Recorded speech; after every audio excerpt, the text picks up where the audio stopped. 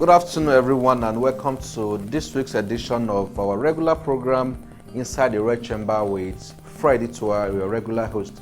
This week, it will be different from the normal week where I will talk about so many issues, but I've decided to trim it down to just two very key issues which I think will interest you, our dear viewers. First on that item is the issue of the Constitution Review, which, as we know, has become a yearly ritual on the floor of the Senate. We always have a committee set up by the President of the Senate to look at critical areas of the Constitution which need serious amendments, and already that has been done. I will take you through the process and how the senators who have been appointed or selected to participate in that process will perform that very sacred role.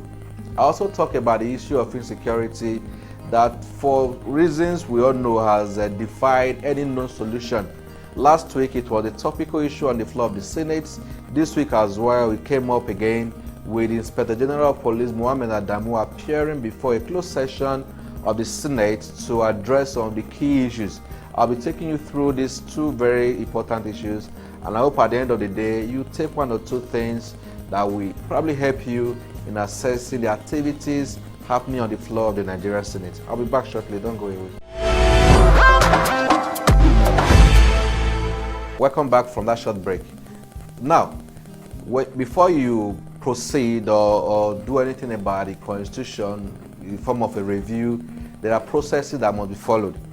The first is to set up a committee which traditionally in the Senate is headed by the Deputy President, and in this case we have Ovie Omoagege, who represents Delta Central and elected on the platform of the All Progressive Congress.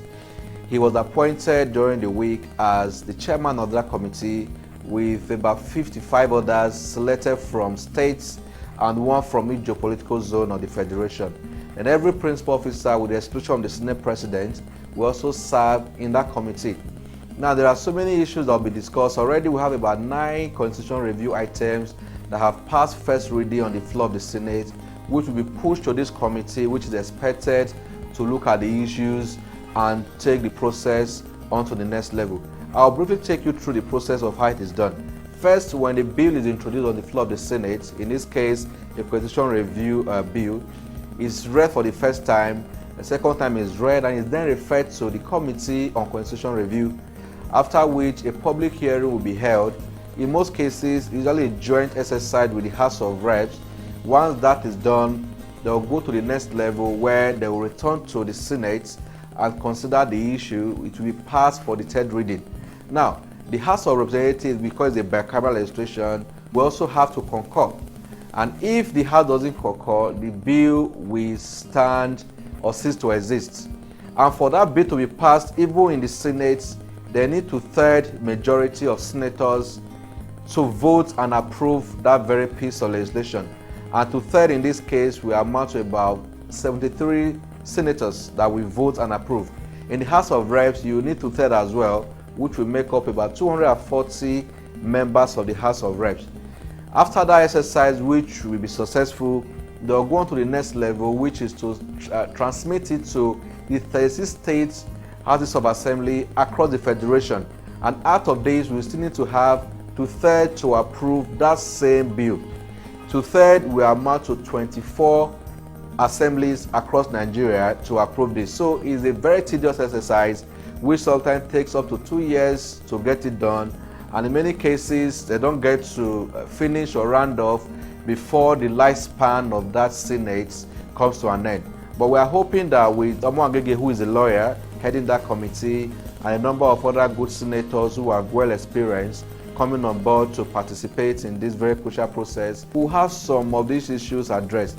Already I know that the issue of devolution of power will be part of it, issue of security, devolving power. When I say power this time, the police structure, which by our constitution is domiciled with the federal government, will also be addressed. We also address the issue of mining, which as it stands now is strictly under the control of the federal government. So there are a number of issues which the committee will seek to unbundle, and if we are lucky this time around, the Houses of Assembly, who are predominantly controlled by the various governors, will give approval and will have to a large extent a good constitution.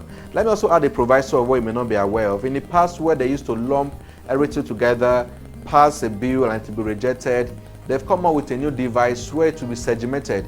Each bill will stand on its own. So in the case that the president decides not to append the signature, the entire process will not be a waste. Each bill that the president fails to assent to can be discarded. Others that he approves will become a law. So that is how it will be done. So in case you not participate in the whole process, at least with this small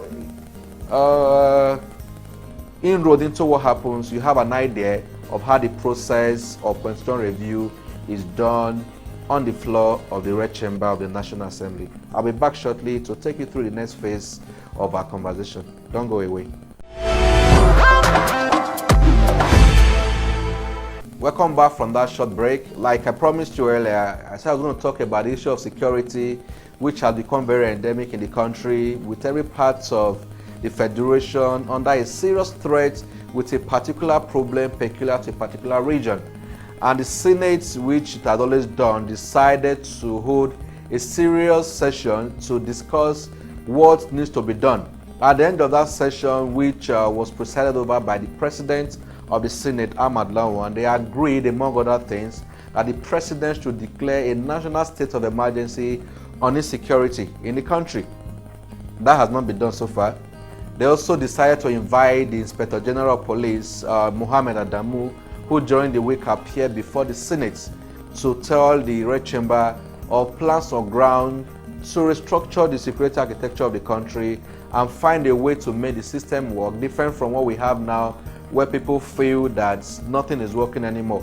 During that closed-door session, which we were told eventually at the end of it all, that this Inspector General of Police advocated that we should have a community policing system where every community, organization and the rest will have its own structure that will be supported by the federal police. And I'm also sure it's part of what they will consider during the constitutional review exercise, which will kick off any moment from now. The Senate also decided that the President should, although it was not a resolution, fire the current service chiefs who, as we know, they spent almost 5 years in office doing the same thing over again and expecting a different result.